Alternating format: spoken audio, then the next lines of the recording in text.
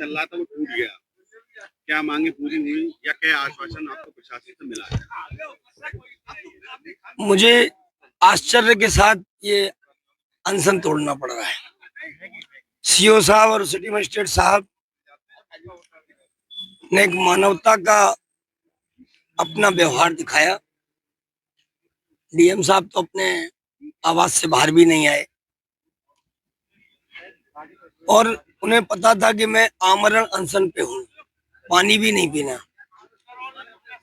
और मैं 6 महीने से 3 बार करीब प्रार्थना पत्र दे चुका, लेकिन मुझे ये नहीं बताया गया कि इसमें किताब पकड़े हुए हैं मेरी 51 कविताएं। हालांकि अभी देखी नहीं है, लेकिन प्रशासन पर विश्वास, क्योंकि प्रशासन भी अपना ही है, हमारी सरकार चल रही है तो प्रशासन अपना है और उन पर विश्वास भी हमें करना है। उन्होंने हमें ये विश्वास दिलाया है कि इसमें वो प्रतिमा ऐसे पकड़े हुए हैं और वो अच्छी प्रतिमा लग रही है। अभी जब बंदी है तो लग रहा है जैसे कि छाती पर हाथ रखे हैं। तो एक लिखित में एक पत्र दिया है जिसमें मैंने और सिटी मजिस्ट्रेट साहब ने हस्ताक्षर किए हैं। उसमें लिखा है कि अगर इस प्रतिमा में मेरी 51 कविताओं की किताब नहीं होगी तो ये मानिए कि इससे विशाल धरना प्रदर्शन आमरण अनशन दोबारा से होगा।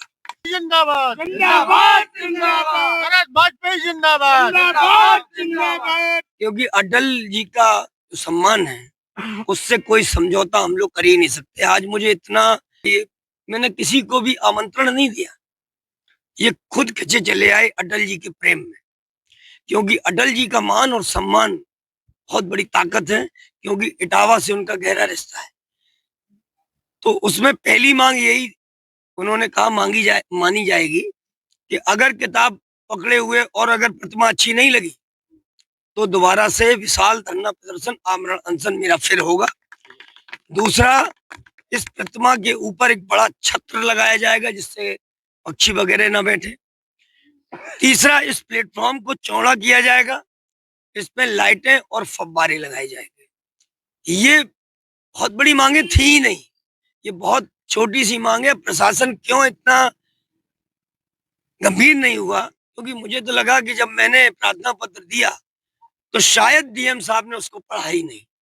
अगर पढ़ा होता तो 21 तारीख को आमरण अनशन कोई लिख के दे रहा है तो उसको गंभीरता से लेना चाहिए था, लेकिन डीएम साहब ने उसको गंभीरता से नहीं लिया। क्योंकि जो अटल जी को मानने वाला व्यक्ति है निश्चित मानिए संस्कारी होगा, और आज इसी संस्कार की वजह से आज मैं उठा हूं, नहीं तो मेरा अनशन मेरी मृत्यु तक होता अगर ये हमारी मांगे नहीं मानी जाती तो।